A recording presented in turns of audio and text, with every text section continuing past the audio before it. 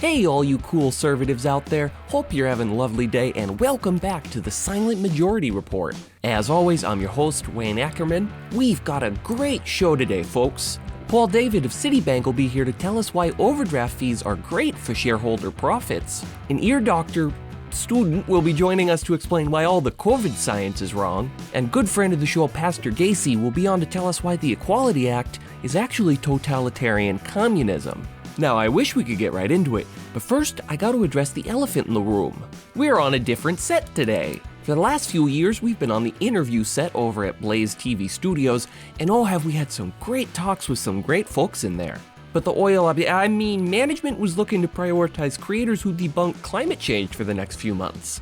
And since that's not really my lane of expertise, the set is being used by their climate change debunking employees. Oh, but don't you worry, folks, because we have a perfectly good set to fall back on.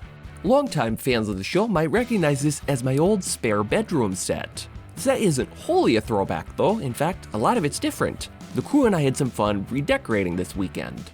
Thanks to all the fans out there on our various social medias that suggested props to toss into the background. We made sure to give the people what they want. Before we continue with the news, I want to give a big shout out to today's sponsor, Pack It In. Worried the woke mob is coming for you? Worried old Sleepy Joe's gonna bomb us into a third world war? Want to protect your family while enjoying freeze-dried bananas? Then look no further than Pack It In, your all-in-one doomsday prep and home defense kit. Pack It In offers a variety of quality packages to suit your needs. From the basic handgun and months worth of food starter kit, to the rocket launcher and 5 years of food premium kit, Pack It In is committed to providing patriotic Americans with the doomsday supplies they need. Be sure to use the code SILENT10 to get 10% off your first purchase. So once again, thanks to Pack It In for sponsoring today's episode. Whew, finally got through all the business at the top of the show. Now listen, we try to make it as short as possible. I know you don't tune in to hear me talk shop and all of that. You're here so I can tell you all the many ways the left is dangerously intolerant. Which, as I've said 1,000 times and I'll say 1,000 times more, is really what turned me away from the left. But thank goodness I found conservatism, an ideology famous for being super accepting of all kinds of different people. What's that? Trash can. A bit of a technical difficulty, folks. Seems we left some garbage on the set. Crystal, can you come get this?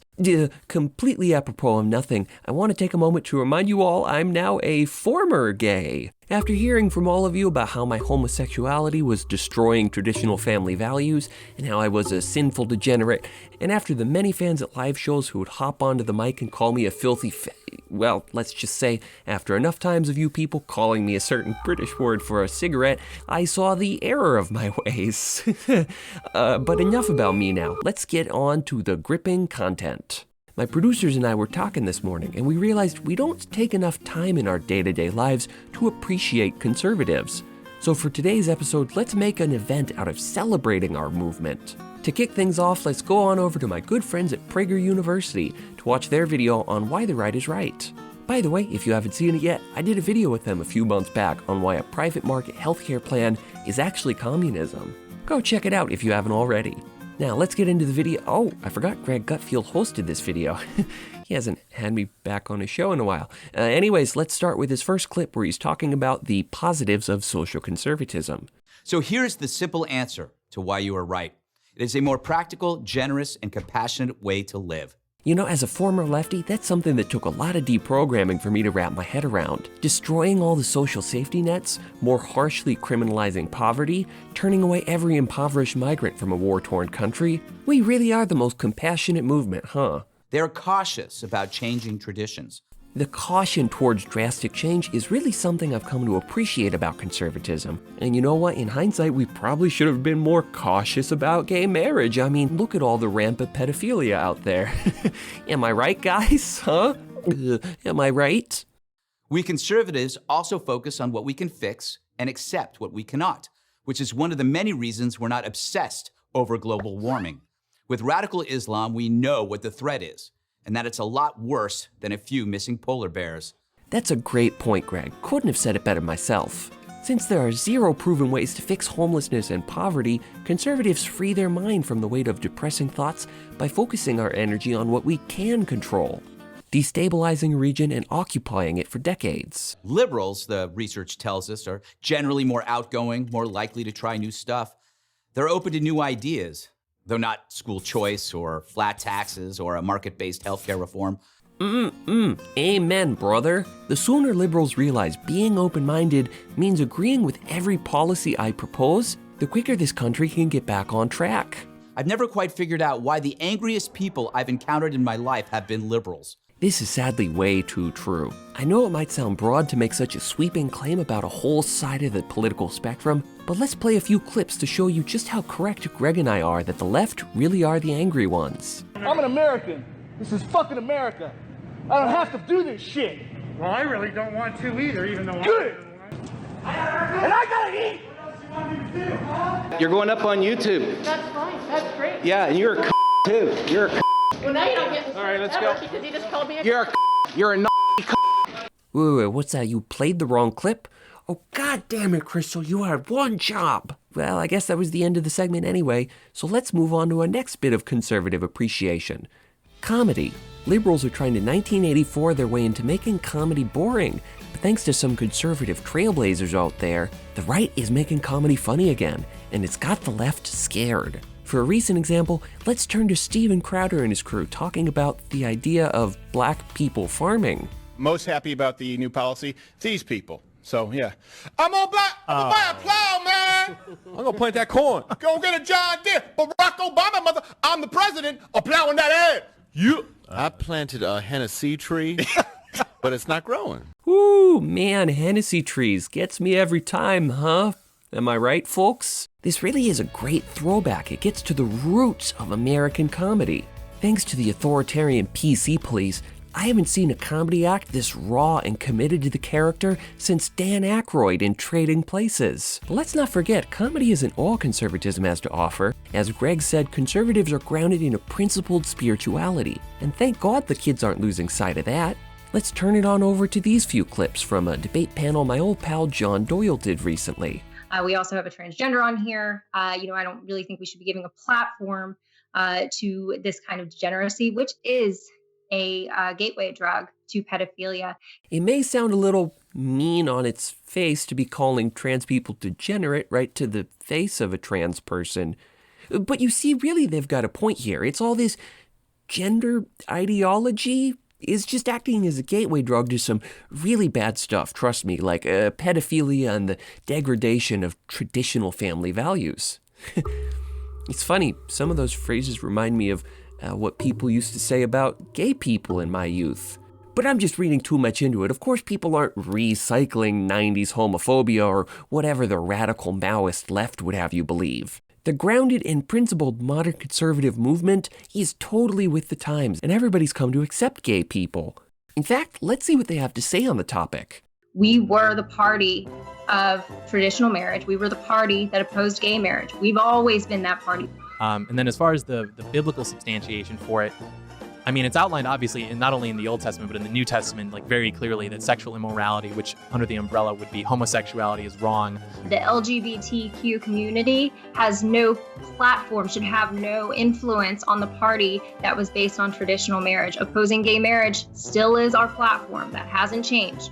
Weird. I remember that clip sounding a little different when we were listening to it in the production meeting this morning, but hearing it out loud is... Anyway, let's switch over to the phones to take some calls. Let's see here. First up, 305 area code. What's up? Hi, Wayne. It's Dawn from Miami. Dawn from Miami. Welcome to the show. What's on your mind? Well, wait, you see, normally I'm a big fan of your show. Especially loved your debate with Sam Cedar on why anti-immigration is the path forward. Mm-hmm. But lately I've been a little frustrated at how much you've simped for Israel. You know, you've really been leaning into your filthy Zionist roots, and I just can't take it. Okay, that's enough of Dawn from Miami there. I gotta tell you folks, I have no idea why my show attracts so many anti-Semites. I keep telling them, go away, you're not welcome here, get out of this community, stop calling me that slur in a back alley, and yet for some reason they stick around. Anyway, let's take another call. 661 area code, what's up? 661 area code, what's Hey, sorry, is that me? Yes, it is. Who do I have the pleasure of speaking to? Oh, hi, Wayne, it's Jason from Bakersfield. Jason from Bakersfield, what's on your mind? I just wanted to take a moment to thank you for bringing so many pastors onto your show. As a man of God myself... Thank you, man. I really appreciate that. I try to make sure the show has a spiritual side of some kind. Yeah, totally. I really appreciate it, and I'm sure a lot of your other listeners do, too. It's nice to get some enlightenment mixed in. Absolutely. Well, thanks for calling, Jason, and I hope... And I also wanted to say, I hadn't heard this about you until earlier in the episode. Congratulations on your conversion therapy, man. Well, I mean, it wasn't exactly conversion therapy. It was more just internal work and learning to let go of some people. Well, yeah, dude. I mean, you get what I mean. I'm just happy to hear you saw the light and started supporting traditional family values instead of that subversive, pedophilic stuff. All right, Jason, thanks for... On that note, I was going to ask, did your ex-husband get deported? Did my ex get No, my ex-husband... Well, actually, ex-partner. We never got married. But no, he didn't get deported. He was a legal resident. Deportation was never on the table. Yeah, I'm sure Alejandro from SoCal was here legally, dude. He was. We grew up together. He was here for his whole life. Most of it spent with me. And thanks to DACA, he was able to be a legal resident, so no, deportation wasn't on the table. Wait. Are you saying DACA is a good program? Jason, are you still there? Whoops, seems we lost connection. Anyway, it's about time we take a radio ad break. Stick around because in a few minutes here, Pastor Gacy will join us to talk about why the Equality Act is actually, gay and transgender supremacy. But first, another word from one of our sponsors, Conservative Pillow.